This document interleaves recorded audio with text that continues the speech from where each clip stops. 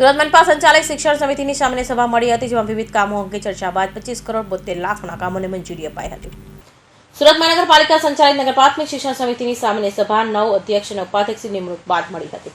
એમાં વિપક્ષ દ્વારા યુનિફોર્મ, બૂટ, મોજા તેમજ સ્કૂલ બેગ સહિતના અન્ય કામો અંગે ચર્ચા બાદ 25 કરોડ 72 લાખના કામોને મંજૂરી અપાઈ હતી.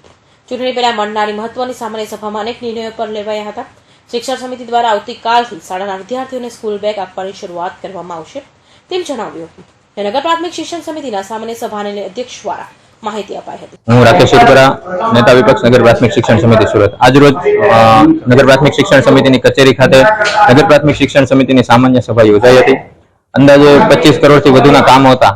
એમાં મોટાભાગની એક વસ્તુ જોવા મળી કે યુનિફોર્મનું કામ હોય, ગણવેશનું કામ હોય, સ્કૂલ બેગ આપવાનું કામ હોય, આરો મેન્ટેનન્સનું કામ હોય. તમામ કામોમાં જે પ્રોસિજર છે એને ફોલો નથી કરવામાં આવતી. 6 કરોડના કામ હોય, 7 કરોડના કામ હોય, 12 કરોડના કામ હોય, છતાંય ગેરરીતિ કરતી કંપની હોય, વધારે વ્યવસ્થિત ડિલિવરી નહીં આપતી કંપની હોય, એના ડોક્યુમેન્ટ્સમાં પ્રોબ્લેમ હોય, એને વર્ક કમ્પ્લીશન સર્ટિફિકેટ ને પોતાના એક્સપિરિયન્સના સર્ટિફિકેટ રજૂ નહીં કર્યા હોય, એવી કંપનીઓને કામ આપવામાં આવેલ છે. એની સામે વિરોધ કર્યો. સ્કૂલ બેગનું કામ છે એ કોઈ ચીકી મેન્યુફેક્ચર કરતી કંપનીને આપવામાં આવેલું છે. સ્કૂલ બેગ ઉપર જુઓ તો પ્રચાર માટે, પોતાની પાર્ટીના પ્રચાર માટે પોતાના નેતાઓનો ફોટો છે, પણ વિદ્યાના દેવી એવી માં સરસ્વતીનો ફોટો નાખવાનો સમિતિના શાસકોને યાદ નથી આવ્યો. નથી ડાયરીમાં માં સરસ્વતીનો ફોટો નાખતા કે નથી સ્કૂલ બેગમાં માં સરસ્વતીનો ફોટો નાખતા. તો આ તમામ મુદ્દાઓ વિશે વિરોધ નોંધાવ્યો હતો અને વિગતે રજૂઆત કરી હતી. અને અમારી માંગણી છે કે આવનારા દિવસોમાં જે તમામ પ્રક્રિયાઓ છે એમાં સુધારો થાય, કારણ કે દિવસે ને દિવસે સમિતિની પ્રક્રિયાઓ સુધરવાને બદલે દિવસે ને દિવસે બગડતી જાય.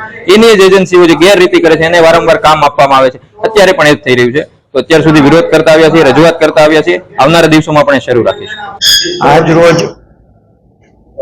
શિક્ષણ સમિતિની સામાન્ય સભામાં 25 કરોડ 72 લાખના કામોને મંજૂરી આપવામાં આવી છે.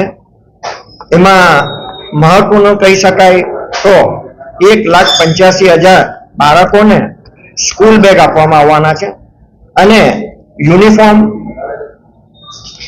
આપવાની પ્રક્રિયા, યુનિફોર્મનું ટેન્ડર પાસ થઈ ગયું છે, મંજૂર થઈ ગયું છે અને એ પણ વેચાણ કરવાના છે.